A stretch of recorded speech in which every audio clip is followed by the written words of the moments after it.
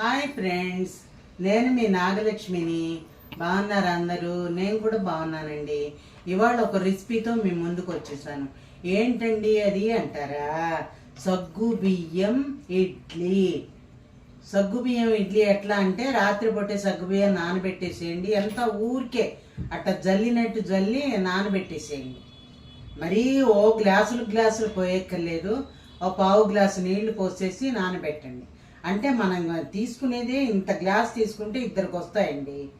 ఇంత గ్లాసులో వెల్తిగా తీసుకుంటే ఇద్దరికి వస్తాయి సగ్గుబియ్యం ఇడ్లీలు. 8 వస్తాయి అంతే. ఇంత గ్లాస్తో తీసుకోండి. ఏం చేస్తారు, తడిపేసి అట్టి పెట్టండి. రాత్రిపూట కడిగి తడిపి అట్టి పెట్టేసేయండి. తర్వాత తెల్లారేక ఏం చేస్తారు, ఉప్పుడు రవ్వ కూడా అంత గ్లాస్ తీసుకోండి.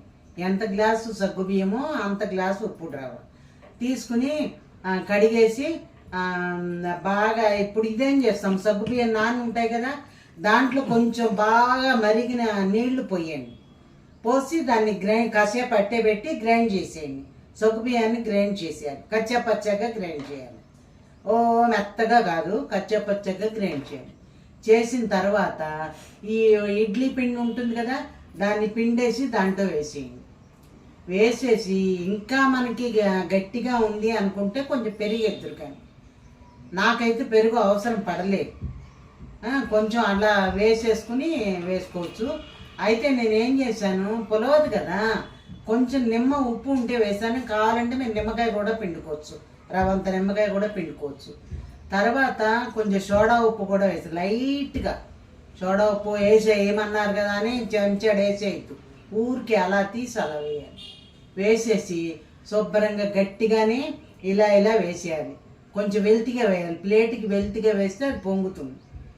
ప్లేట్కి వెల్తిగా వేసేసి దాంట్లో పెట్టేసేయండి. కుక్కర్లో, ఇడ్లీ కుక్కర్లో పెట్టేస్తే అది ఉడికిపోతుంది. అంటే స్లోగా పెట్టాలి, మరీ హైలో పెట్టకుండా కొంచెం స్లోగా పెడితే నెమ్మదిగా ఉడుకుతుంది అన్నమాట. అది అయిపోయాక తీసేసి కాసేపు ఆగాలి. ఆరిపోయగానే తీసేయటం కాదు, కాసేపు ఆగాలి. ఆగితే ఇడ్లీ చక్కగా వస్తుంది. అప్పుడు ఇడ్లీ తీసి ప్లేట్లలో పెట్టుకుంటే, నేను చట్నీ కూడా చేశాను, ఇడ్లీ చట్నీ బ్రహ్మాండంగా ఉంది. అలాగే ఇడ్లీ చట్నీతో తినేసేయండి. Bye bye. నచ్చితే లైక్ చేయండి, కామెంట్ చేయండి, సబ్స్క్రైబ్ చేసుకోండి. చేసుకోని వాళ్ళు ఉంటే చివరి వరకు వీడియో చూడండి. నాకు వాచ్ టైంని పెంచండి. Bye bye. సగ్గుబియ్యం నానబెట్టాను వేడి నీళ్ళల్లో.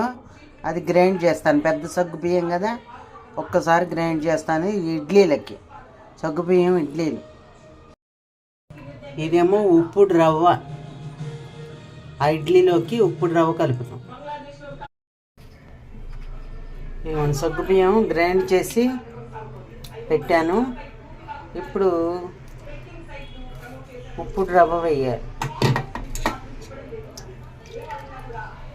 ఉప్పుడు రవ్వ ఇలా పిండేసి వేయాలి. ఇంకా నీళ్ళు తక్కువైందనుకోండి, పెరుగు వేసుకోవాలి. చూద్దాం, మళ్ళీ కలిపాక చూపిస్తాను. ఇదిగోండి, ఇడ్లీ పిండి రెడీ అయిపోయింది. వేస్తున్నాను.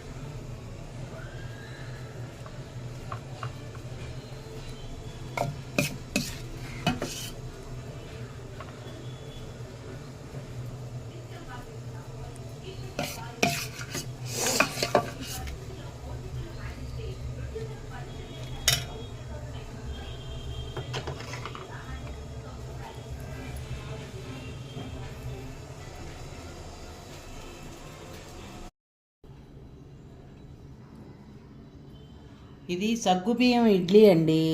పచ్చడి కూడా చేశాను. పర్వాలేదు బాగానే వచ్చాయి, మీరు కూడా వేసుకోండి. రైట్.